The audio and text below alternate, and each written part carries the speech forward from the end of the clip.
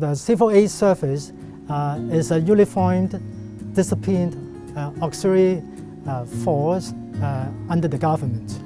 Now we have more than 3,200 members. So in general, our duties are generally divided in two flows. One is emergency services, and the other is public services. So for the emergency service, so we have the emergency call-out team. So they are responsible for any emergency. When we receive the call, the team will dispatch. Mostly they will perform the evacuation and rescue job. The second part is about the mountain search and rescue team. So in case of emergency or people in need of help, so this team will dispatch to the mountain rescue, and then we will help and assist the other emergency service to perform our duty for mountain search and rescue. So this team also stand by at Sunday and public holiday. So whenever we receive the call, we will dispatch out. In particular, recently, we help and assist the government flying service. In case they receive the mountain rescue call, they will also let us know and let us join them to perform the rescue task. Okay? And the other is about during typhoon season, and whenever there is a flood rescue required, so our crew will dispatch to different areas, such as the low-lying districts or the shorelines, for example, in Tai O. Okay? So we'll dispatch our crew to Tai O to evacuate the residents and try to help them. And the other part is that now you will find that people like to observe the typhoon in different spots. So now we are also sending our regional teams to advise the residents and the people not close to the shoreline and away from the typhoon spots. So that is our word for the typhoon and flood rescue team. We also have a countryside firefighting team. So in each year, starting in October until the April next year, we will have a team of vegetation firefighting team standing by at our headquarters in case they're in need. So we will assist the fire service department to fight against the vegetation fire. So that is for the emergency call-out team. The second part is about the public service. So during a major festival or major events, we will also send a team for crowd management to maintain the public order. The other side, we also send our team to the countryside to patrol and give advice to the hikers. That is to let them know the safety. So that is, in general, our job for the people in Hong Kong.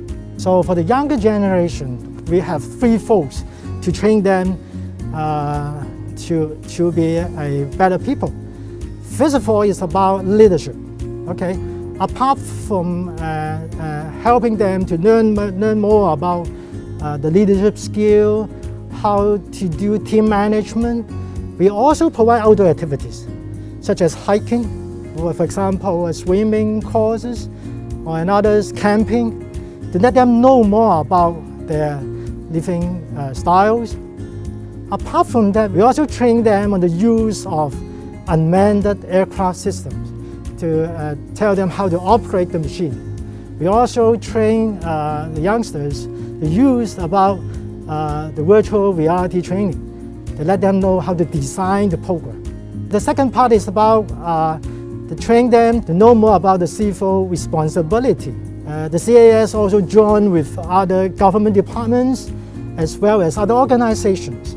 So to let the youngsters, for example, to visit the elderly hostels, to let them know how to serve the elderly. We also train them on mountain rescue and other emergency rescue techniques, such as first aid and other CPR training. Okay. The third part is to help them to learn more about the sense of belonging to our motherland. So that is quite important. Before, we have invited instructors from the Correctional Service Department as well as the police force they come to us and teach our younger generation how to use the Chinese-style food drill as well as the fat-raising techniques. So nowadays we have trained more than 30 youth generation in our cadet corps to be the trainer. Now they're going outside to other different primary and secondary schools to this kind of training job. That means to help the schools, the students know how to Chinese-style food drill as well as fat raising. So that is our training to the youngsters. We have a special scheme, what we call the Special Talent Scheme. The purpose of this scheme is to help the ethnic minorities.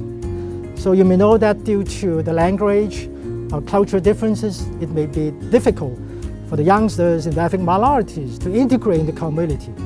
So we are now providing training to these youngsters to train them about the communities. So what can they do for the communities, as well as emergency response, as well as what to do in case of emergency arises. So through the training, can let them know more about the communities.